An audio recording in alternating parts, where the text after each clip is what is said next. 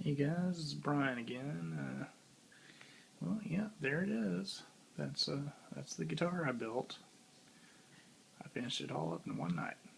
No, I'm just kidding. That's just one I've got sitting over there. That's a relatively inexpensive Silvertone model. Fairly pretty good for the most part, but it's not a high dollar instrument. I will be lucky if mine, which there's the body for it, comes out to sound and play half as good as that. So we shall see. But anyway, here's an update on something.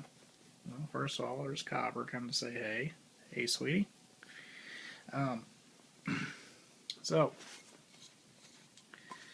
rather than just make the body, I'm trying to make the neck too, and because I don't have access to, or well, I do, but because I didn't want to spend a whole lot of money on pricier hardwood, I got this stuff called whitewood, which I think is more really just pine. I don't know why they call it whitewood at Lowe's, but that's what I got.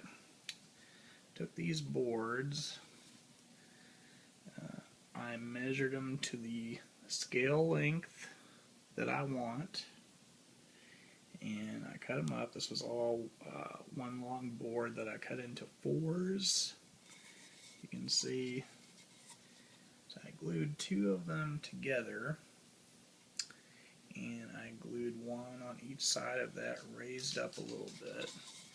Now, what my intention is, and I'm going to have a separate piece of wood like up here for the headstock, because I couldn't figure out with the tools I have, I could not figure out how I could just carve something out, so I'm going to have to add it later, because I do not want to fool with truss rods this time. And the dog's barking at something, just ignore that. Anyway, what I've got here, I have a piece of steel rebar, which, here's why I have the little channel here with the boards. I'm going to put that in. That is going to reinforce the neck from any kind of bending, hopefully, fingers crossed.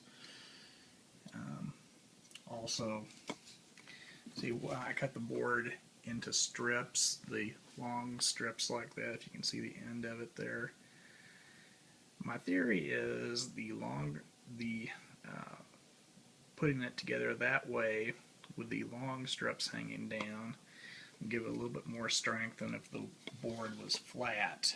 So, I mean, my idea is the longer width, trying to bend against the steel rebar, should help keep the neck from twisting. Also, because I'm doing that separate headstock, got this whole piece of rebar sticking out at the end here. I plan on, cutting whatever that shape is I'm going to come up with. I'm going to drill a hole in it.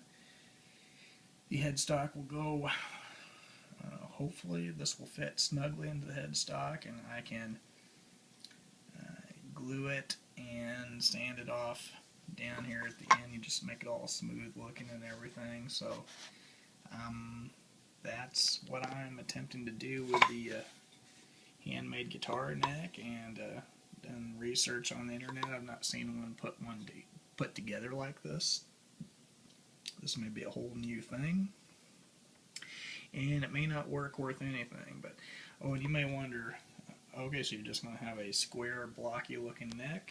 No, a little bit more explanation. So I'll turn it over here. So see how it looks there. So when I get the fingerboard on top of this rebar, so my intention is, I've got a couple of planers. I'm going to plane down the sharp edges down there until I get something kind of rounded and smooth, like what you see on a standard guitar neck. And then also, I'm going to have to, this is going to be the end that's going to bolt into the body. From there down here, I'm going to have to figure out how to do at least at least a ½ inch, maybe 3/4 of an inch taper from this end all the way down here to where the nut is going to be. I don't know if you have to have that, but almost every electric guitar, a lot of acoustics too, have that taper. So it seems to make it easier to play. That seems to be the main reason for it. So I'm going to try that too. So anyway, there's the body again. That's my update on this. You know, hopefully we're going to get something that'll sound halfway as decent as that. So there we go. Good night.